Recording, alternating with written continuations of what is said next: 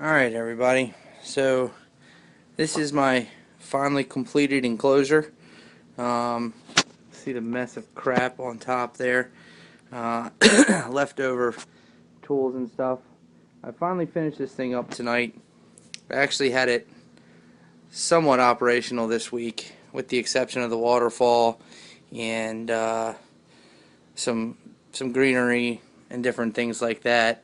She's been in there all week, but I'm getting ready to put her in for the very first time to this thing. So and there's hopefully not dinner one day. He's so small, but basically it came out super incredibly nice. Just to kind of show everybody a brief setup of how the whole thing is. Brief overview, kind of what everything looks like. The setup's pretty basic. Down here I still have to build shelves and whatnot in here, and that will all, and I got to clean up all the wires and everything. I'm going to put some shelving and stuff up here, and I actually think I'm going to route out some holes out of this little panel here and actually set these guys in there neatly somehow or another, so I don't have to open the doors to check everything. But I basically have the Vivarium VE300 with night drop, and see my two digital thermometers, the one on the left for the cool, one on the right for the right. Both have the hygrometer and the temperatures. The temperatures are a little crazy because I've had the tank open for the last like 25 minutes, just getting everything operational. Humidity is extremely high on the left side, obviously because of the waterfall. That will actually drop down quite a bit. I had it working earlier today, but I had to make some modifications on it. So, but I do know that the humidity drops. It's pretty high right this second, but it will drop down and even out at about I want to say 75% humidity on the cooler side, and then it averages about 60-65 on the hot side of the tank, at least preliminarily, or however the heck you say it. Currently. So the down on the other side here, you see I got this basically a turtle pump with filters, a little ball valve here. You see that's the outflow pump, and then that goes back up to actually feed the waterfall. There's my tank for my misting system, which is the Monsoon from Exoterra. Basically, I was using that quite a bit in my makeshift glass enclosure, but to try and keep the humidity and stuff right. I mean, this was the, well, rather messed up old setup. You see I had Jimmy rigged to try and figure out how to work.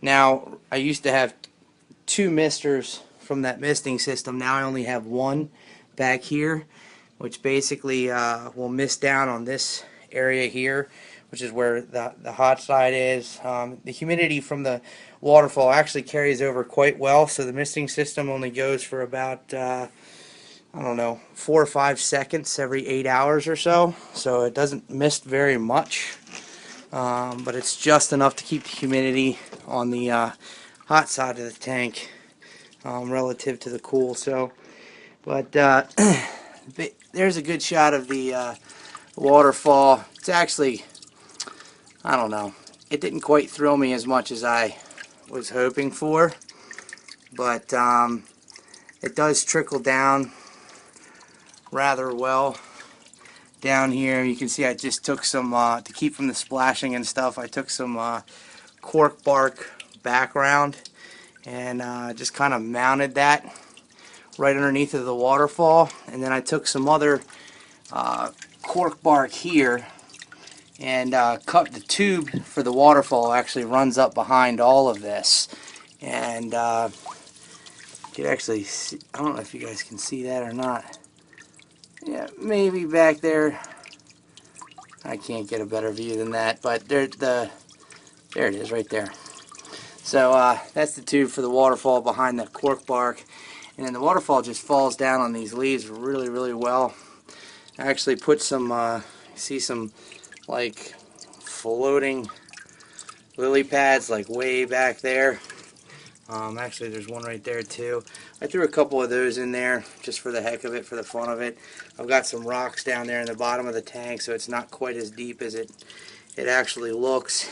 And basically, this wall was a pain in the butt.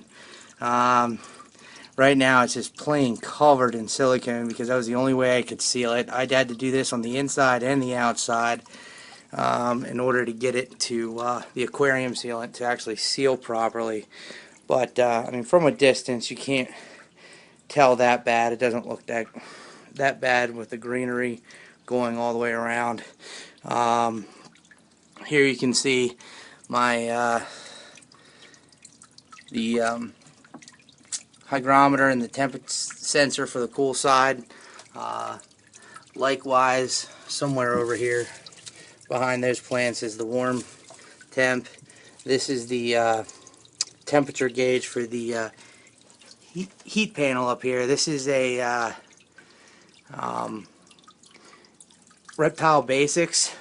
It's 120 watt, I believe it is. And I've got two light fixtures up here with the what are they? The 5.0 UVB Repti lamps or Repti light or whatever the heck they're called. And so that's basically the setup that I have on the inside. I've got soffit vents up on the top right on the hot side of the tank, and down here on the cool side there's another one way back here somewhere behind all the miniature palm that I got sitting there. Just basically some different types of ferns hanging up in greenery, and some kind of weird looking plant over here, kind of like a hostile looking type plant. And then I don't know, I just bought this tonight. I don't know why. Really didn't need to have it, but it looked cool, so I liked it, so I bought it. What the heck. Believe it or not, this rock and all those rocks up underneath there came from digging up my backyard. That worked out really well. This piece of log here was actually cut into several pieces. I actually found this down by the river. Obviously it's been soaked and decontaminated, if you will. This branch here in the back is actually hiding all the wires that come from the heat panel and the two lights here. They all come up here along the back of the enclosure, and we actually routed out. I'm sure you guys saw in the pictures prior that it was actually routed out behind there, so the wires come down and then exit out of the bottom and come out inside the cabinet. I did a couple different types of vines. I just liked the different textures that they had. Got this at a reptile show, I think. I took two different vines, one skinnier than the other one. I think this was supposed to simulate water vine of some sort, but I just twisted those together. And I actually had another rubber vine, which was the first one that I bought, and it actually worked well. I just kind of screwed it in place in a couple places all the way around to line that shelf on the outside. So that worked out well. I got a bunch of sphagnum moss up top, and also a half log hide up here. And actually this piece here, which somewhat supports this shelf, I mean it's screwed into the back of the cabinet and the sides here, but this supports a little bit of leverage here. And this was actually the top of this main log here. So this log actually wound up being cut into several pieces and used all over the enclosure. This log here I picked up on Delaware Beach. Pretty cool looking, just kind of gray, just different colors. So, but so that's the whole get up there with the waterfall and everything. I think it came out extremely nice. And while I'm trying to sit here talking, I'm going to actually, easy girl, I'm going to put Gran in here for the first time with it actually fully operational. Come here, sweetheart. Come here. So, what are you going up there for, babe? There you go. There you go. Let's see. I can just see her knocking all of that all into the pool right now. It's not wet. It used to be wet before I put the waterfall in, but it's dried out since. But that's okay. It'll stay somewhat moist. So this is really her. Oh, look, she's already drinking out of it. Nice. Or checking it out, one of the two. But this is her first time in this thing fully operational. She's not wasting any time going for the water, is she? Quite cool. Yeah, her colors are actually changing colors too. She was a whole lot more silver up here, but you can see as you get closer to the tail here, she actually starts to get more brown. It's kind of hard to tell in this fluorescent light. There you go. You can see some of this real dark pink, kind of pinkish brown color. Well, her body's actually starting to change colors quite a bit. Whoa!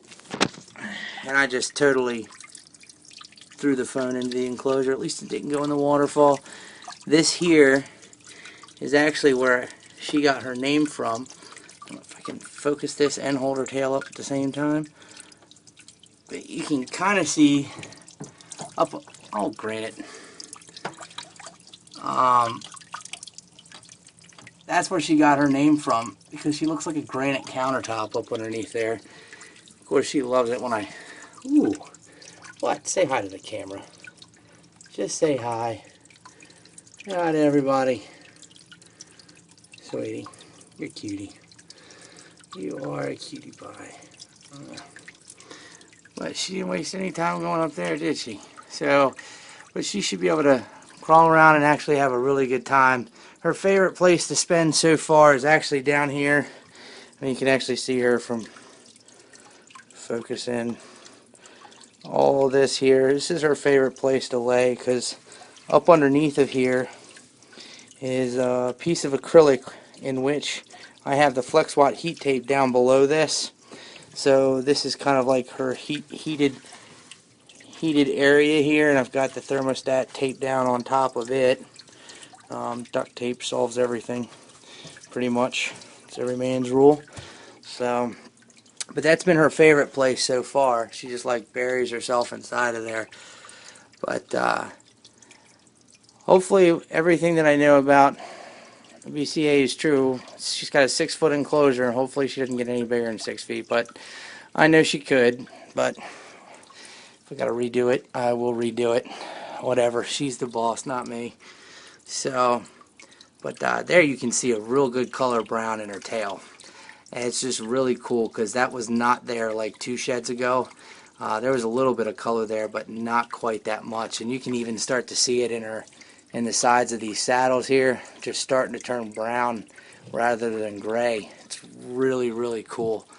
I didn't know that they would change colors as they got older. So, but anyhow, that is the full completed enclosure all put together.